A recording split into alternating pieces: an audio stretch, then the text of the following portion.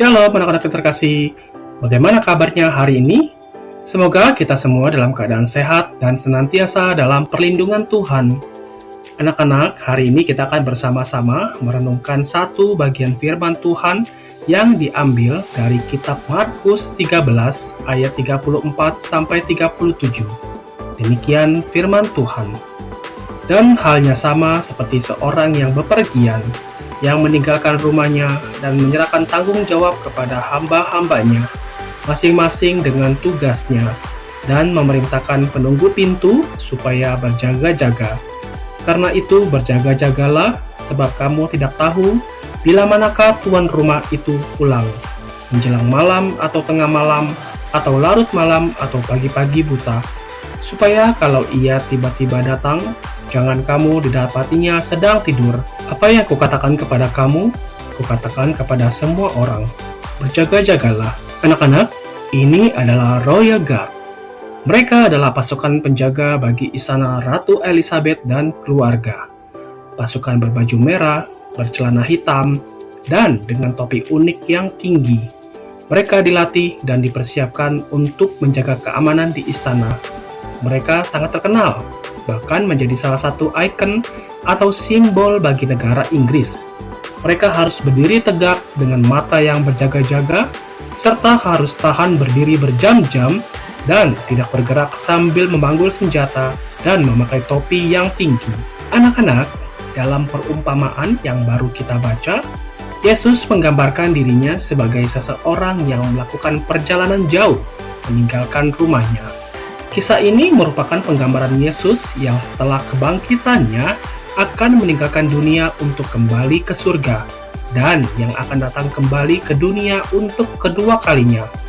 Sebagaimana pasukan Royal Guard, para murid Tuhan Yesus yang dalam perumpamaan itu digambarkan sebagai hamba-hamba dari Sang Tuan, diperintahkan agar senantiasa waspada dan berjaga-jaga untuk menantikan kedatangan Tuhan Yesus yang kedua kali. Pertanyaan bagi kita adalah, mengapa kita sebagai pengikut Kristus harus berjaga-jaga? Bukankah lebih baik jika Yesus memberitahu kapan kedatangannya kembali, agar setiap kita sudah siap sedia menantikan kedatangannya itu?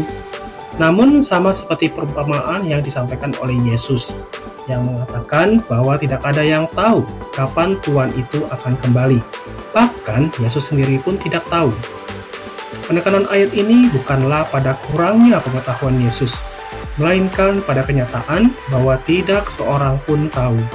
Hanya Bapa yang tahu waktu pasti kedatangan Tuhan Yesus kembali. Melalui perumpamaan ini, Tuhan Yesus hendak menjelaskan bahwa orang percaya harus berjaga-jaga dan waspada, siap untuk menyambut kedatangannya kembali setiap saat. Kedatangan Kristus yang kedua akan cepat dan tiba-tiba. Lalu bagaimana sikap seorang pengikut Yesus yang senantiasa waspada dan berjaga-jaga? Sikap waspada dan berjaga-jaga adalah sikap hidup sesuai dengan petunjuk firman-Nya setiap hari. Tetap waspada secara moral dan hindari kelesuan rohani, seperti hidup bermalas-malasan, suka menunda-nunda melakukan hal baik, malas berdoa dan membaca firman Tuhan.